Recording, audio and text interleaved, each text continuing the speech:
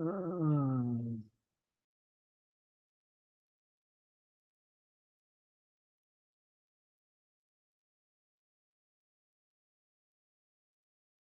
oh,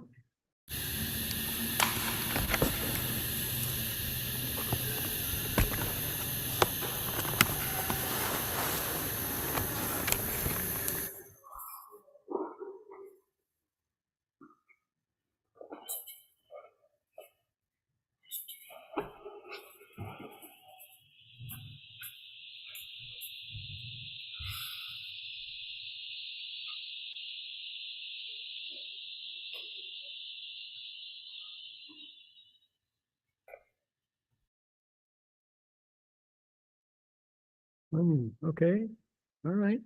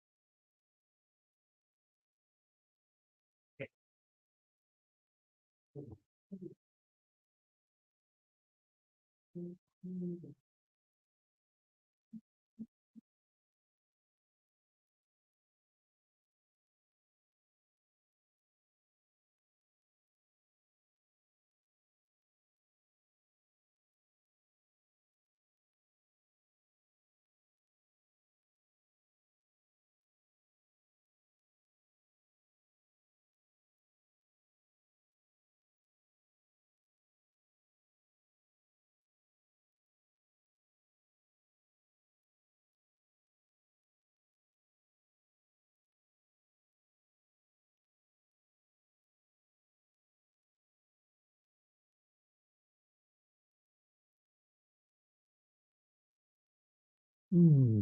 Okay. Pushing sound on. Share my screen. Download request.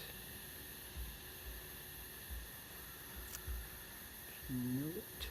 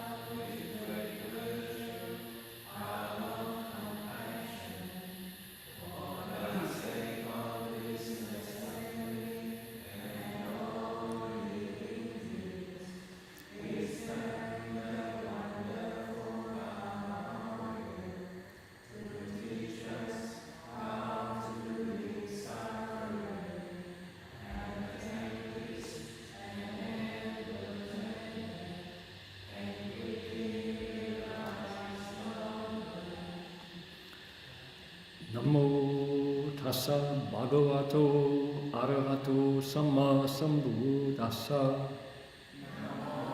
Tassa bhagavato arahato samma sambuddhassa. Homage to the blessed, noble, and perfectly enlightened one. Homage to the blessed, noble, and perfectly enlightened one. Namo Saranto Suchedoye Olahadi Samyal Samputoshe. Namo Saranto Suchedoye Olahadi Samyal Samputoshe. 无上甚深微妙法，百千万劫难遭遇。我今见闻得受持，愿皆如来真实义。Supreme and wondrous Dharma, subtle and profound, rarely is encountered even in billions of eons. But now we see and hear it and accept it reverently. May we truly understand the Buddha's actual meaning. 好的，师父上人，各位师兄，大家阿弥陀佛。Venerable Master, Dharma friends, welcome to our sutra lecture tonight. Glad you are here. Thank you all for joining. Let's see here. 叶经人在很清楚，中国清晰，阿弥陀佛。Good. All right. So my name is Hong Shi. Tonight is Saturday, December 16th. This is the first night of our week of Amitabha session here at Gold Coast Dharma. And we have a Chinese translation. 如果各位想听一种流利的普通话翻译，你们有办法就可以就教到 interpretation。我们同时又有国语就是华语普通话翻译。好的。Great. Let's move ahead here. We're going to our sutra tonight. Our topic is the recitation of the Buddha's name. So we respectfully acknowledge Kumbumeri people, the Uganda language region, traditional storytellers, custodians of the land where our monastery is located. We pay our respects to their elders past, present, emerging, and to all First Nations people whose sovereignty was never ceded. 就说我们恭敬地承认与冈北语族的贡布马语人是我们寺院所在地的传统叙事者和守护人。我们向过去、现在和未来长者们致敬，并且所有从未方取权的第一民族的原住民致敬。Okay, now keep moving through. Pomo people, the Ohlone people. And get to the bell song. We don't have a bell, so I will. You can imagine a bell. Ding, the bell. Here we go. Want to get one? Okay, we'll just wait a minute. The bell song. This is. We haven't done this for a long, long time.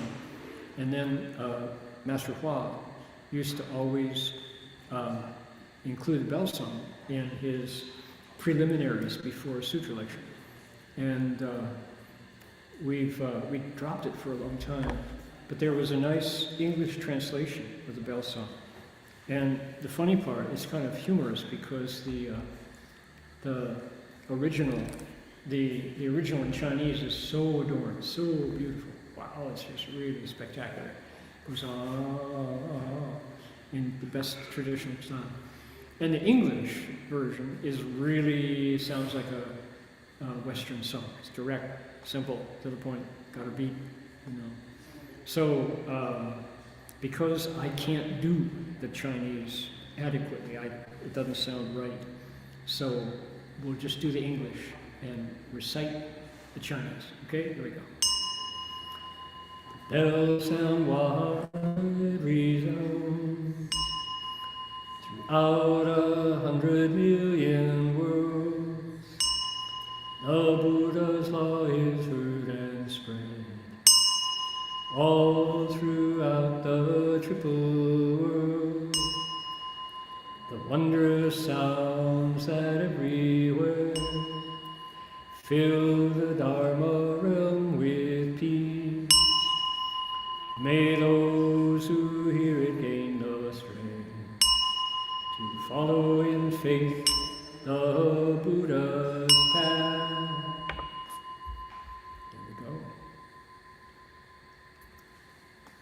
众生传三千劫内，佛法让万亿国中，共训其法界和平，利益报贪恼苦等。Yeah, that's okay. So there we are. That's the bell song. Thank you for sitting through it with me. We have now begun. Let's see here. Ah, you ready? Let's do it.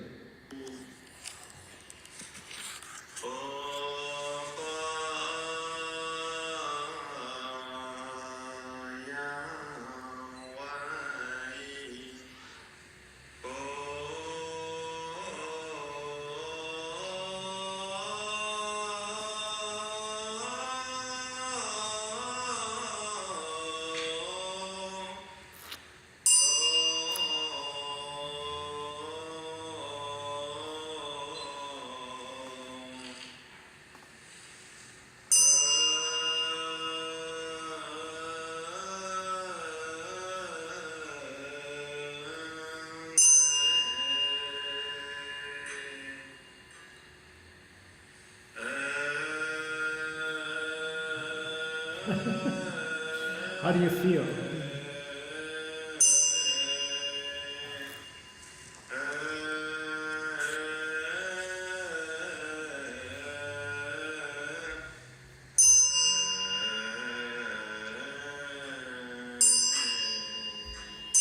Oh, that's so good, right? And it takes a long time, but when you're done listening to that, your breathing is slower and your heartbeat is slowed down. That's just wonderful. So, and maybe if I studied that for a year, I might be able to imitate, but people who know would say, it's not the right way. So, anyway, there we go. The bell sound wide resounds. That's the Western way. Okay, tonight, so here at the Gold Coast Dharma Realm, we have begun our Amitabha session. We'll be here every night this week. And what will we talk about? Amitabha Buddha recitation. There we go. That's our main topic here. And okay, save that. Now, I thought some of the things I could talk about that might be enjoyable. I am very open to any questions or suggestions that people might have. See, here we go. Okay, there we go. I thought one thing we could start with is the story of Amitabha. So where does this practice come from? Another is devotion in Mahayana Buddhism, meaning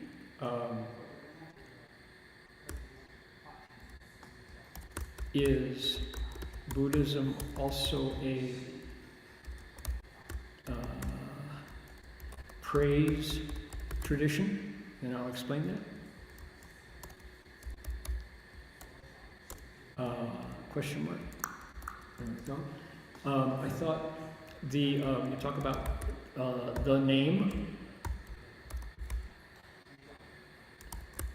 Why is Amitabha such a powerful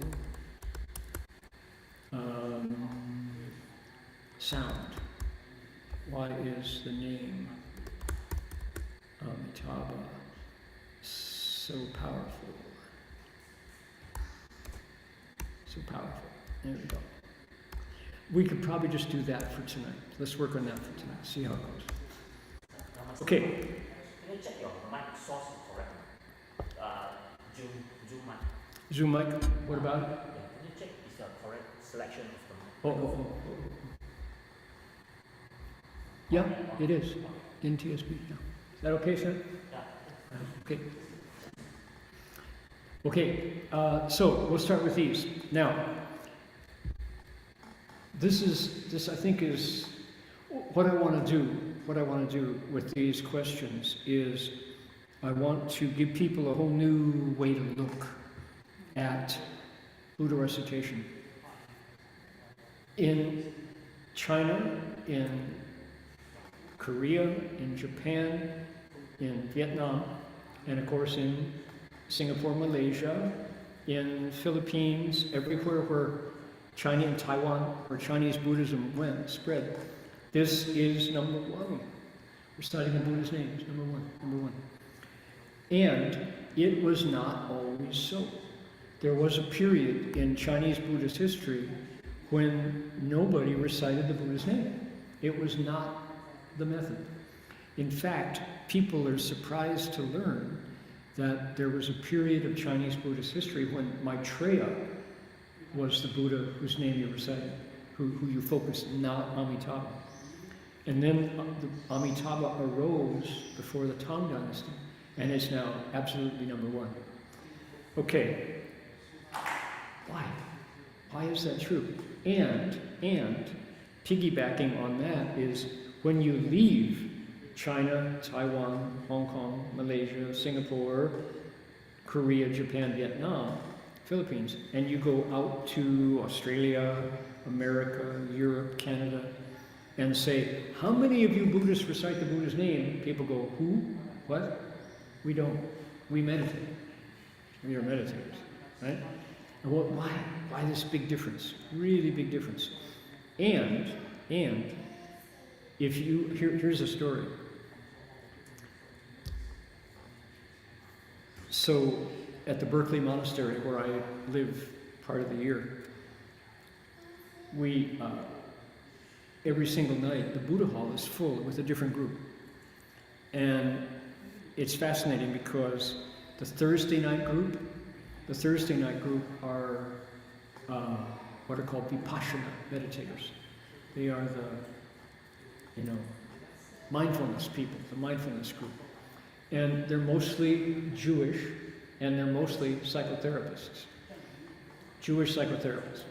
These are people who got their MA, their PhD at UC Berkeley in psychology, but were not satisfied. They wanted to find out about the mind, and instead they had to study neurosis and psychosis and paranoia and schizophrenia. Finally, when they discovered Buddhism, here is Buddhism for the healthy mind, for the mind without paranoia, schizophrenia, neurosis, psychosis, which is what they teach you in psychology class, right? So many psychotherapists are ready. Most of I had a college roommate for 4 years who was a PhD psychotherapist. And his father was a psychotherapist, and he stuck it out. He did all the studies, and he just couldn't stand Sigmund Freud, the talking cure. Tell me more about your problems. How long have you been feeling this way? Talk about it. Doesn't work, doesn't heal anything. So what was my friend Bob doing? Hypnosis, 催眠术. He was using hypnosis for his psychotherapy patients, which is like, you think, he's a psychotherapist, he's using hypnosis? Yeah, he says, this finally works. So anyway, that's another story. Many students of Western psychology, when they discover Buddhism, they go, oh, this is really great. It talks about the human mind when it's healthy and full of light and transform your affliction. So they're really happy with it. Okay, Thursday night at the Berkeley Monastery, that's the group. They come, there used to be 90 every week, 90 of them. And these are all psychotherapists, many of them Jewish. Interesting. So, at first, I wasn't very careful because when I teach Dharma, like tonight, I'm talking to Buddhists. Buddhists who have a background in precept, samadhi, in wisdom and compassion, in merit and virtue and blessings. We hear about the gods, the dragons, the eightfold pantheon, right?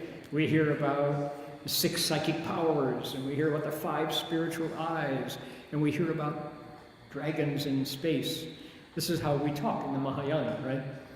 So, you talk about the Pure Land. Oh, there's this Buddha named Amitabha who made 48 great vows, and every one of these vows will take you across to the Pure Land. In the Pure Land, there's no suffering. You know what else? No women. Talk about that one in Berkeley, California. And, you know, and you go on like this. And so, one night, I'd been teaching all week to my community, to all of us. And it was Thursday night, and they asked me to fill in for the Thursday night teacher who was on a retreat somewhere. So I came in, and I started to tell a story, and I was telling a story about gods and dragons in the eightfold pantheon, and I'm watching the faces of these psychotherapists, and they're like, we came to learn about Buddhism. What are you doing telling us about this superstitious nonsense? What is this, Chinese culture class? You know, I'm like, oh, I'm sorry, wrong group. I forgot to shift gears. Okay. Let's see now. When you meditate, you want to really look deeply into your own mind and understand how these things rise and they fall. It's so funny because it's all Buddhism, but it's so different, so different from one group to the next. Okay, what are we talking about? How do we understand this thing called Nian For Famen, Jing Du Famen? How do we understand it? Here's one way, and I think if we can grab this, I think it makes more sense, which is, look at India. In India, where Buddhism came from, there were many different kinds of teachers in the past and in the present. India is still a spiritual hotbed, you know, so is Malaysia, so is Vietnam, so is China for that matter. But in India in particular, there were many kinds of yoga. Yoga was not what we call yoga. What do we call yoga here in Australia, in the West? Pretty much hatha yoga, exercise, stretching, downward facing dog, right? Salute to the sun, and the child pose, and the bow, right? We think that is yoga. In fact, that's one of 5 kinds of yoga. In India, when you say yoga, and they don't say yoga, they say yoga, yoga.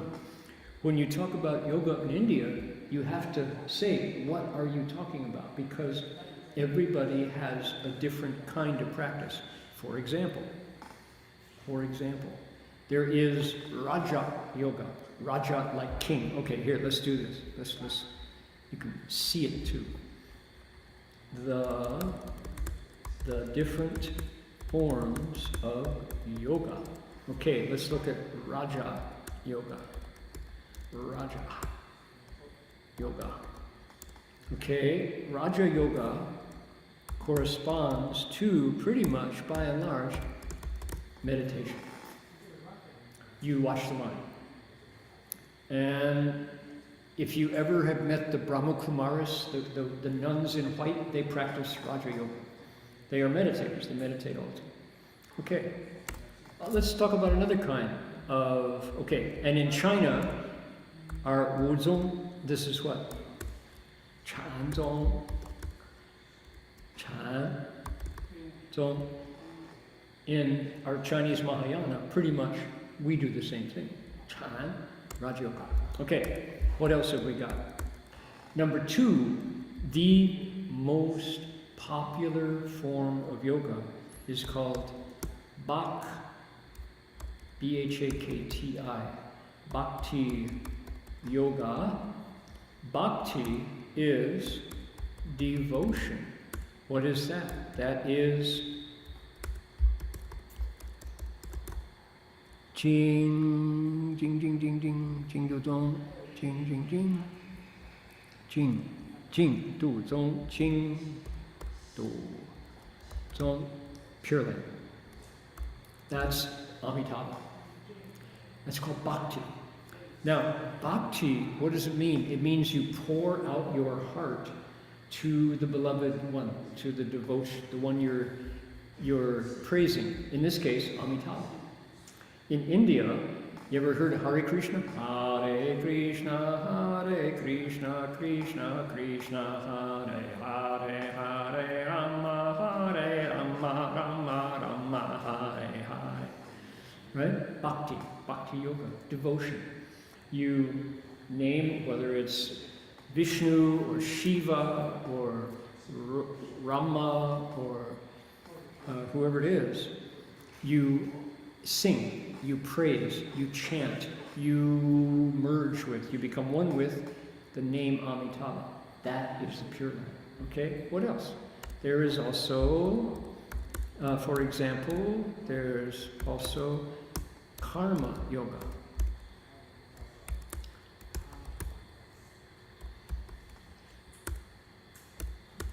Service,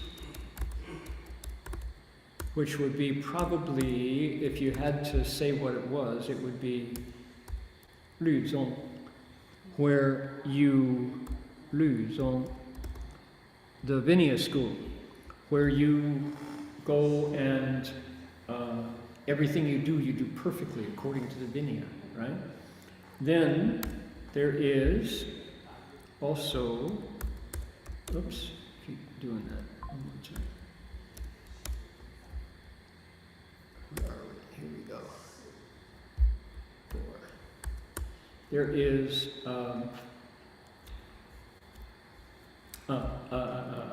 Jnana yoga. Jnana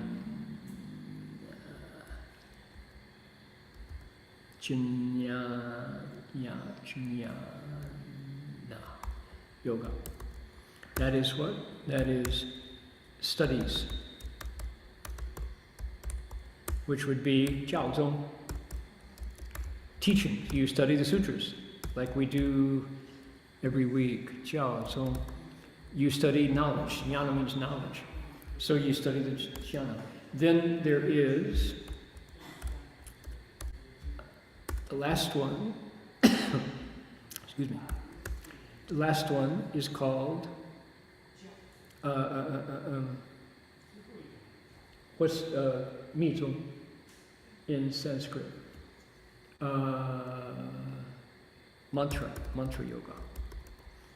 So there we go. Mantras, secret school, which is Mizong. Okay, so here we go. This actually helps to look at me. So there we go. Okay, so when we do Pure Land, we're doing one kind of yoga. Now, why is it like split up like this? Why in India, where everybody was studying one thing or another, why did it break up like this? It's because people have different tastes. People have different things they like. Not everybody's the same. So probably the one that people like the least is Vinaya, Lü Zong. Some people love it. Some people just want the rules. They want to know exactly how to walk, stand, sit, lie down, never make a mistake. So they study the Lü Zong, the Vinaya storehouse. We have Sanzang Jing, right? The 3 baskets. They have the sutra basket, the shastra basket, the Vinaya. There's a whole part of the Buddha's teachings that has to do with the community, with how to behave. Some people love that. I get bored really fast with that. Can't dive into it much. But there are. Then, probably, if we had to make them in terms of popularity, this would be last. Next, last, would be number 4, would be this, which is sutras. Did everybody, I don't know if you all knew Zhen Yi Fa Shi. Zhen Yi Fa Shi Wu Gu Bao Jie Chan Si in Taipei. Master Zhen Yi was really liked Shifu. He liked Master Hsuan Hua. And Johnny Fasher, before he left home, he was a layman in Taiwan. And he had a Volvo. And that was a time when there weren't many Volvos in Taiwan. But he was already wealthy enough, a successful businessman. So anywhere in Taiwan, if there was a Fahui, he would jump in his Volvo and drive. He'd drive to Pingdong, he would drive to Kaohsiung, he would drive to Qishan, he would drive to Gangshan, Fengshan, he would drive to Tainan, he'd drive to Taichung or, Buli, wherever it was, to attend Fahui. He knew all the monks, all the monasteries. He finally left home, became a monk himself. So he said to me, I attend every kind of Fahui except one. I can't stand sutra lectures. If I know that somebody is lecturing on a sutra, I will find something else to do that weekend. I'm not, because why? It is too dull, too boring. Go to sleep. It's just, people put you to sleep right away. Except your teacher, your Shifu, Master Hsuan Hua. I will go anywhere to listen to Shifu, Jiang Jing Shuo Fa. Because Shifu makes it fun. He makes it interesting. He makes it come alive. So he said, your teacher is the only one whose Jiang Jing, whose lectures, sutra lectures, I will listen to. He said, everybody else, turn. So I think that's not an uncommon attitude. I think a lot of people feel that way. So of the yogas, this is probably number 4 least popular. Number 3 least popular is mantras. Mantras, some people just do it. Om Mani Padme Hum, Om Mani Padme Hum, Om Mani Padme Hum, Om Mani Padme Hum, Om Mani Padme Hum. Right? They just do it all the time. Recite the mantra. And I'm one of those people. I had no idea I'd be interested in that. But I picked up the Dabi Zhou early and I stuck with it. In the West now, number one is meditation. We heard about Zen, Japanese Zen first, before any other kind of Buddhism. And there are some people who this is what they want. If you say to them, oh, you should recite the Buddha's name, there's this wonderful Buddha who's so compassionate, he's like a kind father. He's in the West and he made this Pure Land. They go, no, I want to do it myself. 自力. I want to use my own strength. I don't want to trust. I don't like a power figure in the sky. I want to do it myself. Watch my own mind. Fine, you can. There is a yoga for you. There is a practice that you can cultivate. However, one of the problems is to do meditation, you have to be flexible. You have to have time to sit down. You have to be able to find stillness somewhere in your house, in your closet, in your study, in your SUV, go down, meditate in your van to get away from the cat and the kids and the phone, right? You have to find time and space to meditate. Not everybody can do that. And as they say, if 100 people start out on the path of Chan, 1 or 2 will succeed. The other 98 will fall away. They won't continue.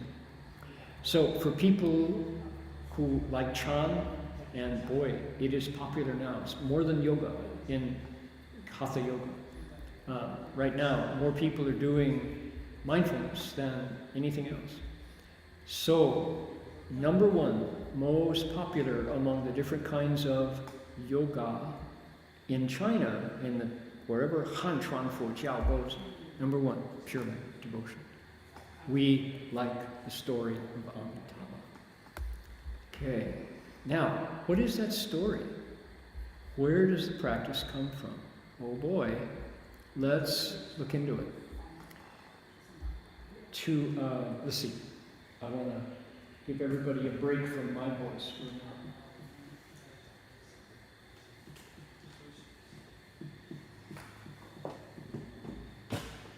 What I said was, I want you to look at Pure Land from another perspective, to hear it slightly different. If it's told in a different way, maybe you'll hear it differently.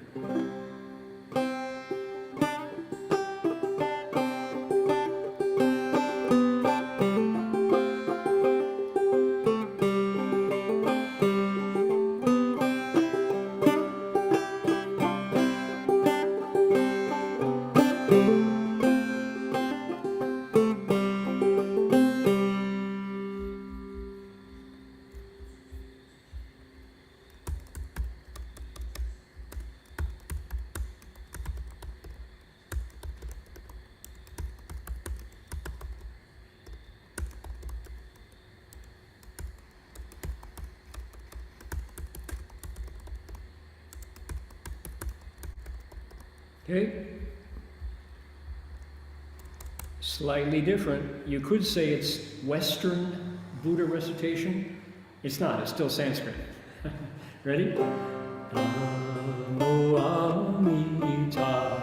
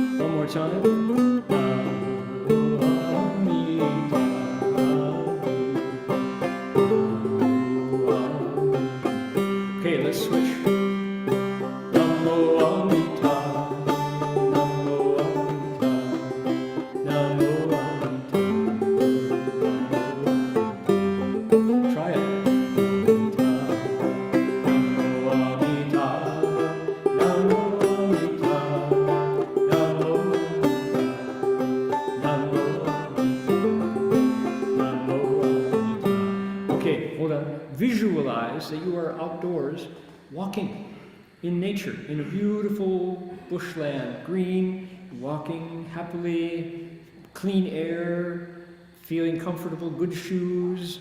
You're happy and you're walking and you're going.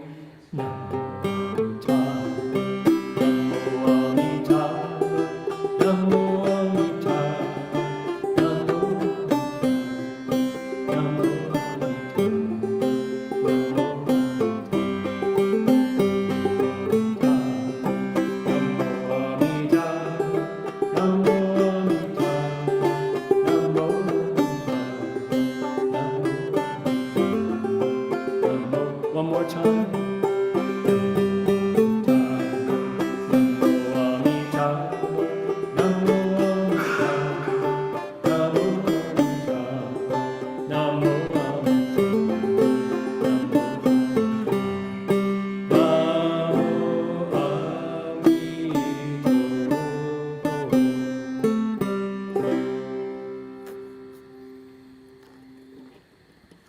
So if somebody says, ooh, that English way of reciting Amitabha, ha, it's actually Sanskrit. But we'll take it. We'll take it. I think people like that sound. Okay, so where did it come from? This is really interesting to realize that every religion, no matter what, every religion is a story. They're just stories. Doesn't matter whether it's Christianity, whether it's Islam, whether it's Judaism, whatever it is, it's a story. You hear it from somebody in authority, might be mom, might be dad, might be the priest, might be the monk or the imam or the rabbi, but somebody whose word you take tells you, here's how it is. And you hear it once, you hear it twice, you hear it 3 times, you go, that's how it is, right? That's how we learn things. So religions all start that way. And the Pure Land story of Buddhism is so clearly just that. Why do we know that? It's because Theravada Buddhism, for example, does not have the Pure Land. That story was not carried in the Pali language.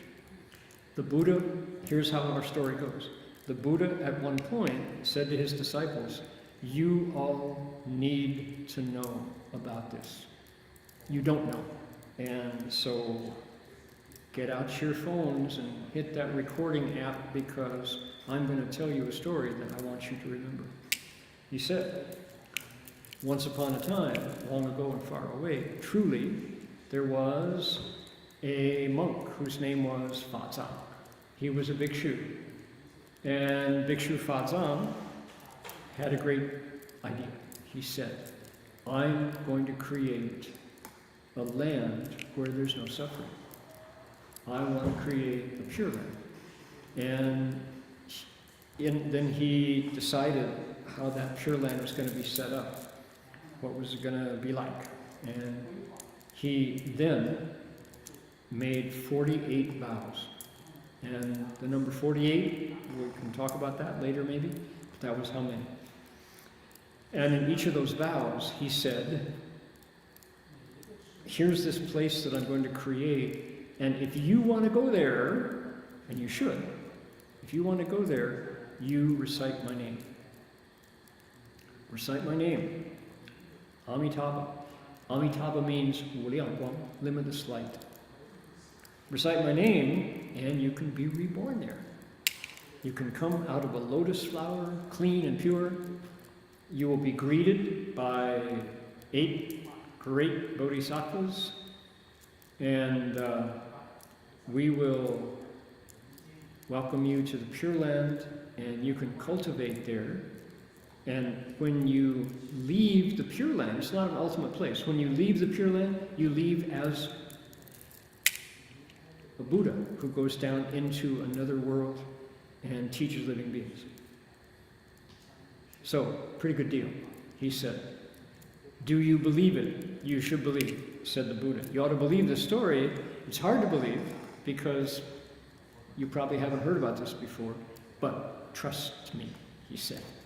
This is difficult to believe, but it's really, really true. And those who do it will succeed. Those who pick it up and make it their practice, they will go to the Pure Land.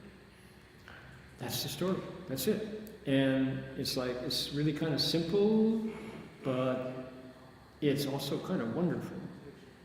And so there were, from that time on, there were those who believed and those who didn't, who heard it and didn't believe it, and those who didn't hear it but wished they had, you know. So this teaching was carried in 3 sutras. There's a 佛说阿弥陀经, and then Guan Wu Liang Shou Jing and Wu Liang Shou Jing. 3 they're called the Jingdu Sanjing. 3 sutras that talk about the Pure Land. But then there was also a chapter of the Shurangama that said, yep, Pure Land is real, and recite the Buddha's name. And then the Avatamsaka Sutra also has this wonderful section that talks about the Pure Land. And by the time the Tang Dynasty came around in China by the 7th century, this was the #1 good story. Now think about this. China had its share of trouble. Being even if you were wealthy, living in China was a dangerous life. Because why? The Yellow River would flood and drown people and drown their fields, so there'd be no food, so there'd be starvation after a flood of the Yellow River. The Yellow River was hard to control. It's this huge, silty river, and it would just flood the banks. And people would either drown or starve because no fields were flooded. Then, after that, there would be a drought. And the drought would come and people would starve because everything dried up. And that's a lot of suffering. just like drowning is suffering. And then, guess what? Then the huangchong, the locusts come, the yellow insects come, and they eat all the crops. They eat everything green, and this happened periodically in China. And pestilence, and it's a lot of suffering. It's just miserable. And then, okay, no floods, no droughts, no locusts. What do you have? You have something worse than locusts. You have tax collectors. The government decides that you owe them a large piece of your harvest. They come and they collect from your granary. And then, because money was not the big thing then, it was crops. And so if you're a farmer, most people were, you had to give away your hard-earned crops to the government. And then, guess what? Then the government comes and says, we are going to invade. We're going to invade the Northeast. We need your son for a soldier. Give us your son. And they would impress young people into the army. And then, meanwhile, they would also take your horse. And you would say, I need my horse so I can plow. And they would say, oh, okay, we'll take your horse and your water buffalo. I need my water buffalo. They ate it, right? So the government was often just like locusts, a lot of suffering. And then if you were lucky to be born during a benevolent government, guess what happened? The bandits came. There would be warlords who would come and take not only your horse and your cow and your grain, they would also take your son and your wife and your daughter and you know. So then there would be disease that would come through. So you get my point. Life in China was full of suffering for ordinary people. And it was just this way because we know Chinese history for 5,000 years. The Chinese are great historians, and they wrote down what happened. So we know about these cycles of suffering and misery. So in a world where suffering is just one thing after another, here comes Fashu, and the Fashu says to you, if you recite the name of the Buddha, even though life is nasty and short, you can go to the Pure Land. And the Pure Land is really nice. I recommend that you go to Amitabha's Pure Land. Don't wait. You know. And so people who went through so much suffering would go, Amitabha, Amitabha, Amitabha, Amitabha. And they would keep the Buddha's name going on their beads. And so China has a long memory of all the different ways that you can suffer. And the Pure Land looks like a good alternative to that. Practical, right? Makes sense. You can totally understand this. Now, look at America. I'll talk about America. That's where I grew up. In America, number one, the whole country hasn't even been there for 300 years. The Chinese have dynasties that are longer than the whole life of America. The Tang Dynasty was 400 years. So we've had a short lifespan as a country. And we've had one land war on the soil of America, the Civil War, the war between the states. And that memory is still alive. That happened 150 years ago, but we still remember. And we had a pandemic recently, and we had a Great Depression where people starved. We had a Dust Bowl where people were pushed off the land. But other than that, North America has not known that kind of widespread suffering that China has known. Also, America has many, many methods for blunting suffering. For example, aspirin, right? Tylenol, and Advil, and credit cards where you go shopping, retail therapy, right? And alcohol and drugs. Ways that when suffering comes, you just say, oh, actually, I'm lost in my dreams. We use the internet to completely numb ourselves to the reality around us. So, in China, when there was no Tylenol or aspirin, suffering was in your face, much closer. In America, I don't dare include Australia in that because I haven't lived here long enough to know. But certainly in America, the reality of suffering kind of fades away when you live in a false heaven of pleasure through chemical means or through postponing it, right? You can stay drinking enough alcohol, you don't have to feel the suffering of anxiety. You can postpone it. So, in a world like that, who needs the Pure Land? Who reaches for Amitabha when, Lomatil, when Tylenol is faster? When, if you eat a gummy, eat a marijuana-laced sweet, it's faster. You can postpone suffering. So, edibles. So, that may be one reason why when you go to America and talk about the Pure Land, people go, I don't need another God. I came to Buddhism because I wanted to get away from that figure in the sky who was so hard to reach.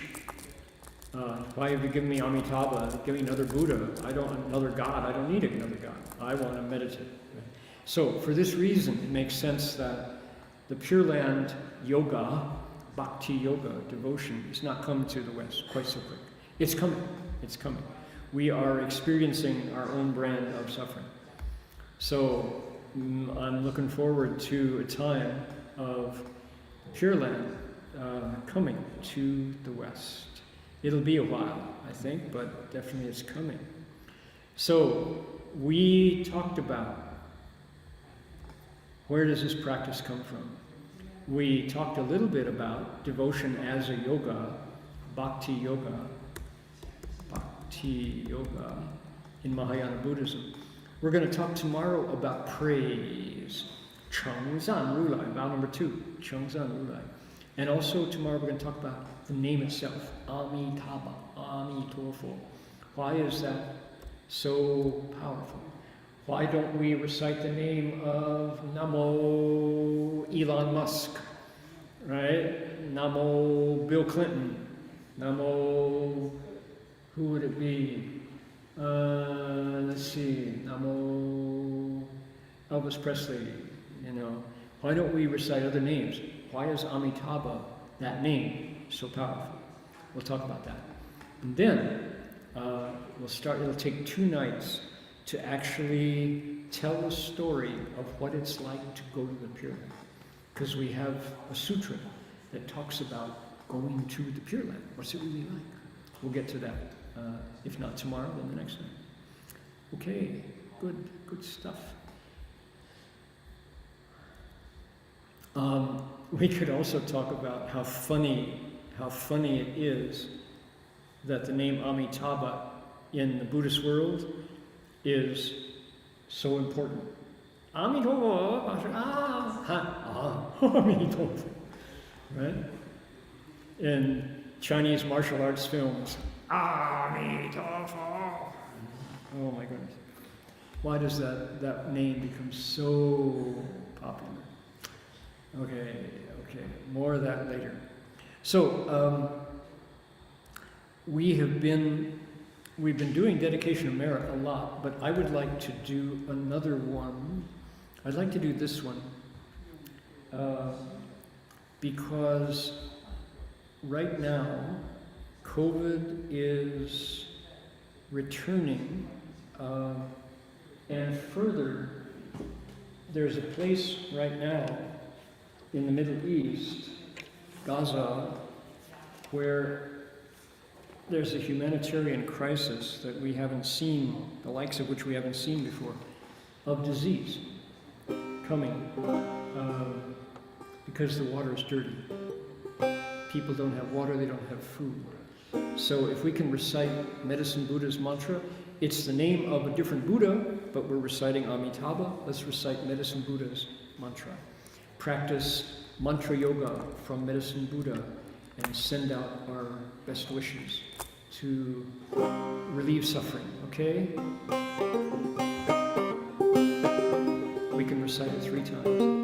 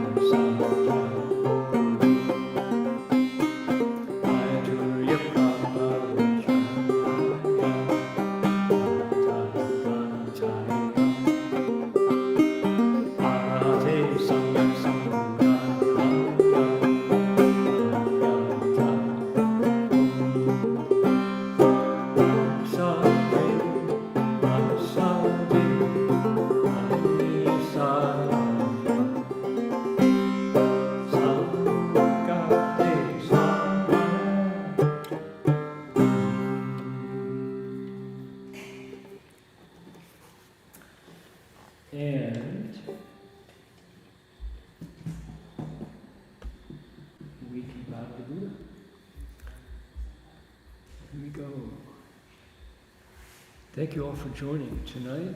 Look forward to seeing you tomorrow night. We continue our Amitabha session, investigating this Bhakti Yoga Dharma door. Here we go. 3 bows to Buddha.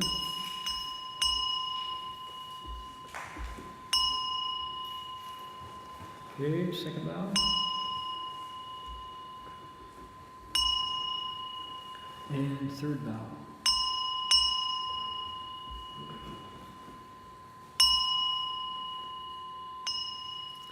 Bow in respect to the Venerable Master. First bow. Second bow. And third bow. Okay, that'll do it for us for tonight. We've got the Great Transference coming still. We'll see you all tomorrow night. Amitabha.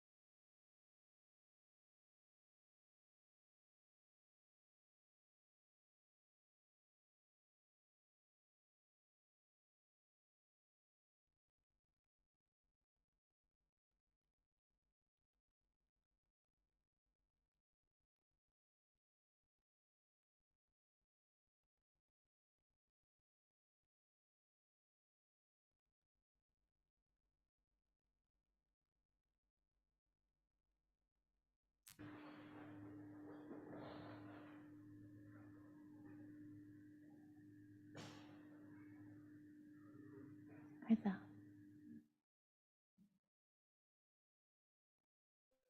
他们要等他们吗？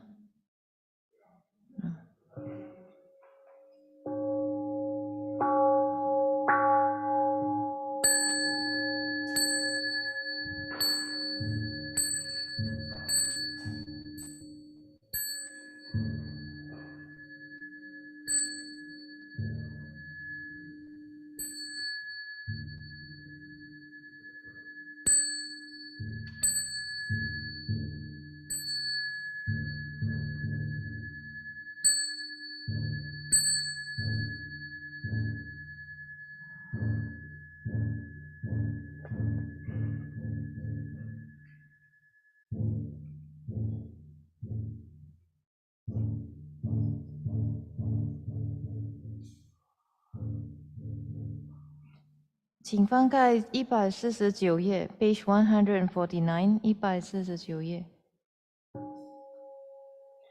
弟子中的现世生死反复，罪障深重，轮回六道，苦不可言，尽欲自是，等闻弥陀名号，本愿功德，一心称念，求愿往生，愿佛慈悲不舍，爱怜摄受，弟子中等不是佛身，相好光临，愿佛实现，令我得见，即见观音世子，诸菩萨众必是皆中，清净庄严，光明妙相等，令我了了得见阿弥陀佛。南无阿弥陀佛，南无阿弥陀佛，南无阿弥陀佛，南无阿弥陀佛，南无阿弥陀佛，南无阿弥陀佛，南无阿弥陀佛，南无阿弥陀佛，南无阿弥陀佛，南无阿弥陀佛。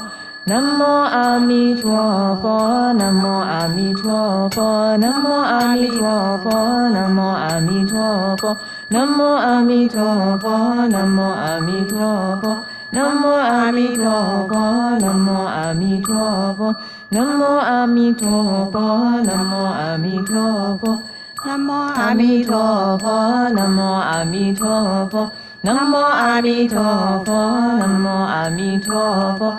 南无阿弥陀佛，南无阿弥陀佛，南无阿弥陀佛，南无阿弥陀佛，南无阿弥陀佛，南无阿弥陀佛，南无观世音菩萨，南无观世音菩萨，南无观世音菩萨，南无观世音菩萨，南无观世音菩萨，南无观世音菩萨，南无观世音菩萨，南无观世音菩萨。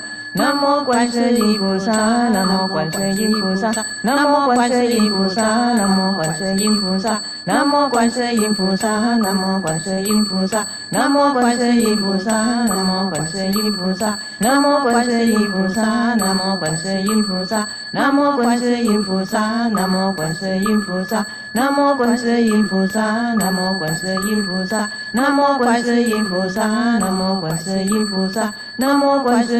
萨，南无观世音菩萨。南无观世音菩萨，南无观世音菩萨，南无观世音菩萨，南无大势至菩萨，南无大势至菩萨，南无大势至菩萨，南无大势至菩萨，南无大势至菩萨，南无大势至菩萨。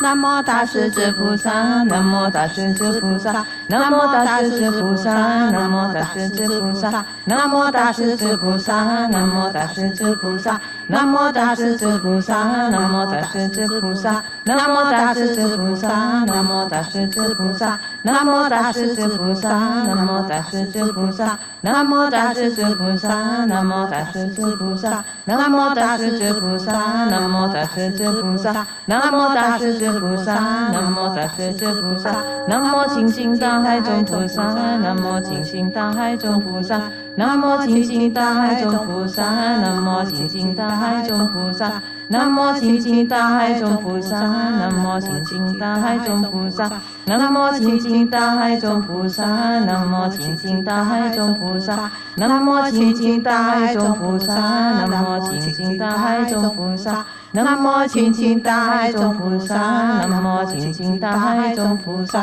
南无清净大海中菩萨，南无清净大海中菩萨。南无清净大海中菩萨，南无清净大海中菩萨，南无清净大海中菩萨，南无清净大海中菩萨，南无清净大海中菩萨，南无清净大海中菩萨，南无清净大海中菩萨，南无清净大海中菩萨。南无清净大海中菩萨，南无清净大海中菩萨，南无清净大海中菩萨，南无清净大海中菩萨，南无清净大海中菩萨，南无清净大海中菩萨。南无清净大海中菩萨，南无清净大海中菩萨，南无清净大海中菩萨，南无清净大海中菩萨，南无清净大海中菩萨，南无清净大海中菩萨。南无清净大海中菩萨，南无清净大海中菩萨，南无清净大海中菩萨。请惭愧 ，please kneel。150页 ，page 150。愿我临终不障碍，阿弥陀佛愿相应，观音甘露洒无头，狮子金台安我住，一刹那中离无着，去身悲情到莲池，莲花开后见池尊，倾听法音可了了，闻一即无声人不为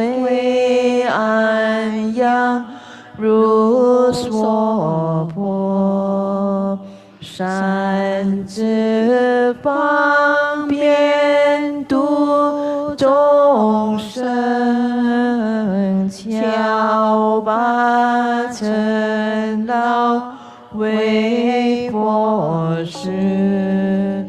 我愿如是波之子，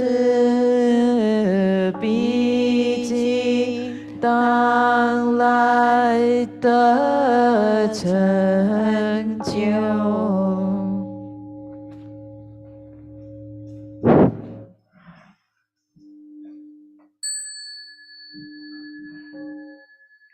一心定力，弘扬经乐度，释迦如来千百亿化身，遍法界诸佛。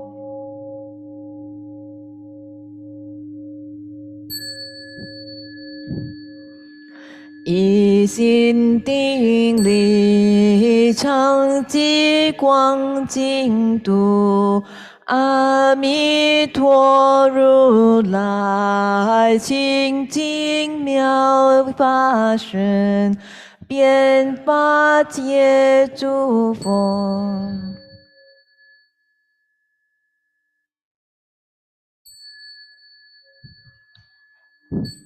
一心定力，十宝庄严度，阿弥陀如来为真相海深，遍法界诸佛。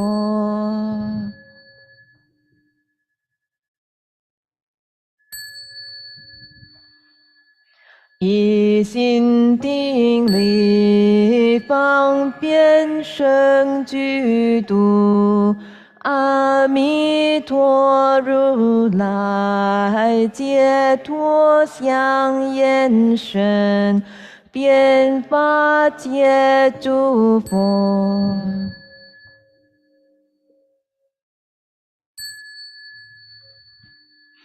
一心定力，西方安乐度，阿弥陀如来大乘根结深，遍法界诸佛。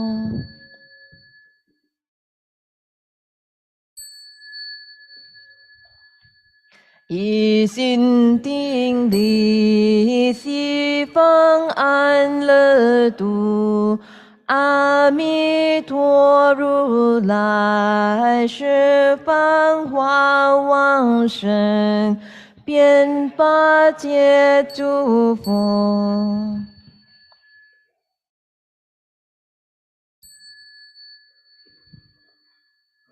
一心定力，西方安乐度，教恒离三境，记忆正宣扬，遍法界尊法。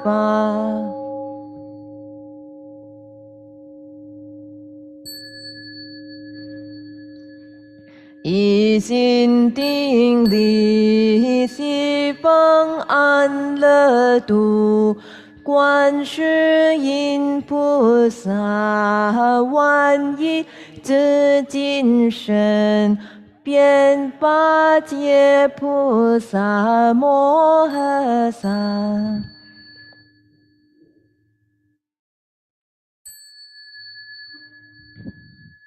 一心定力，西方安乐度，大势至菩萨无边光之身，遍法界菩萨摩诃萨。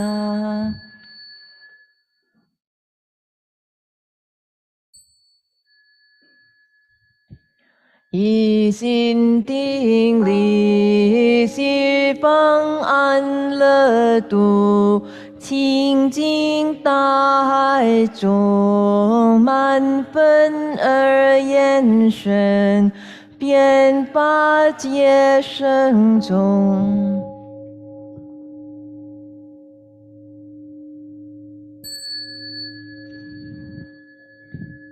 南无西方极乐世界，大慈大悲大愿大力，接引导师阿弥陀佛。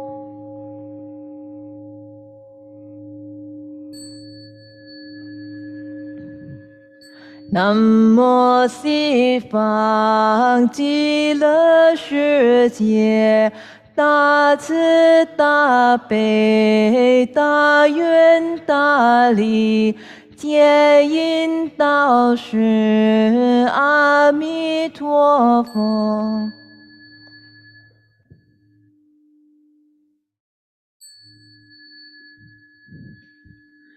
南无西方极乐世界，大慈大悲大愿大力，接引导师阿弥陀佛。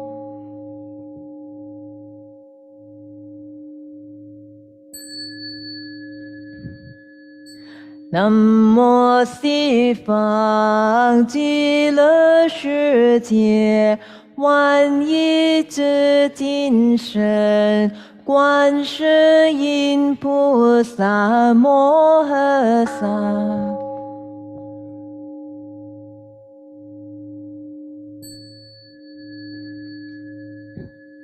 南无西方极乐世界，万亿之精神，观世音菩萨摩诃萨。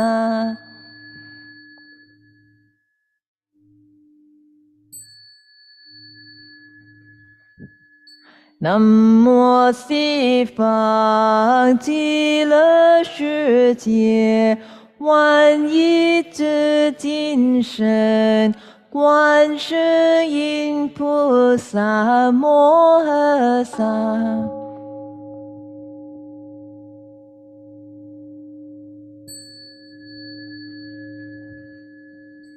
南无西方极乐世界，无边光自身大势至菩萨摩诃萨。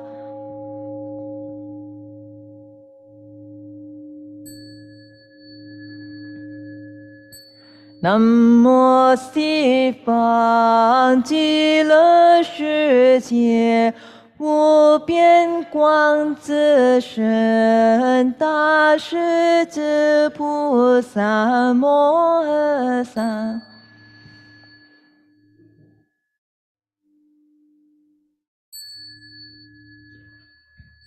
南无西方极乐世界，无边光自身大势至菩萨摩诃萨。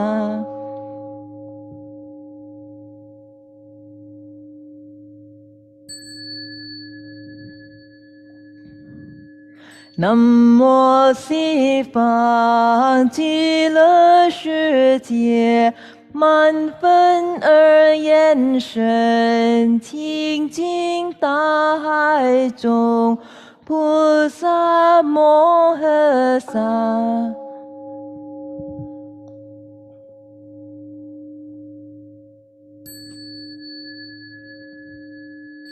南无西方极乐世界，满分而延伸，清净大海中，菩萨摩诃萨。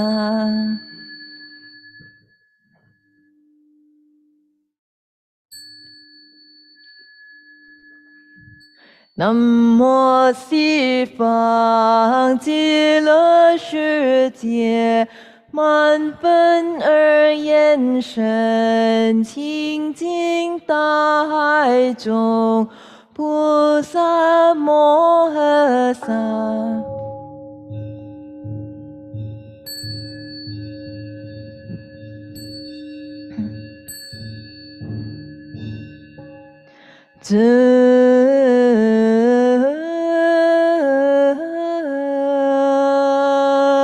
皈依佛，当愿众生体解大大法无上心。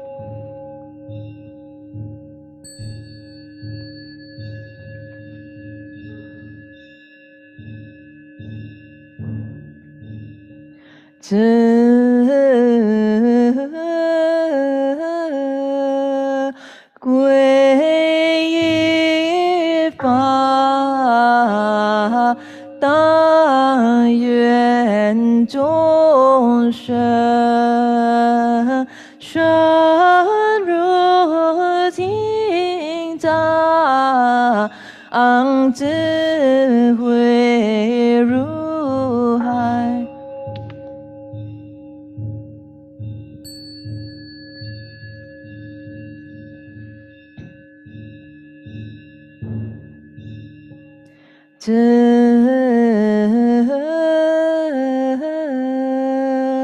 皈依僧，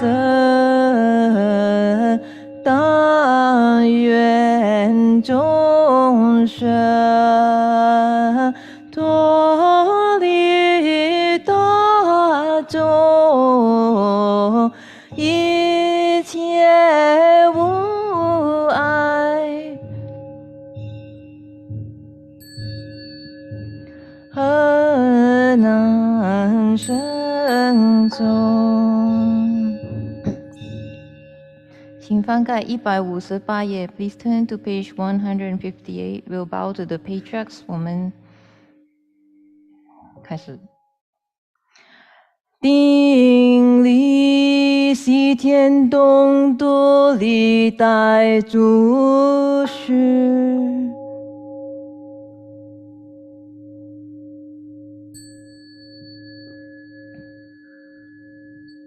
顶礼天下弘宗眼教诸大善知识。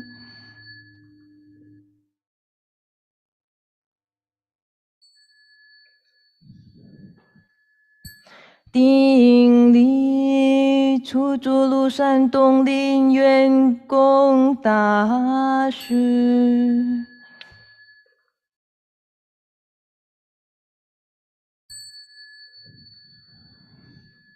顶礼二祖长安光明道公大师。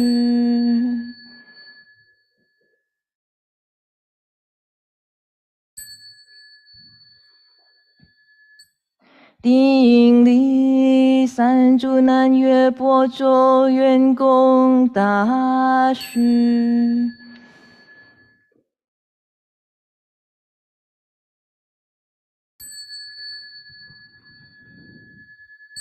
顶礼四祖五台竹林昭公大师。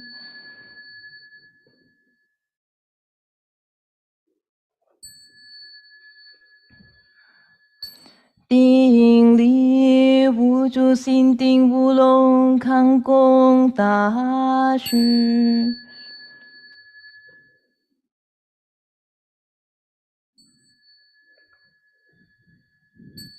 顶礼六祖杭州永明寿公大师。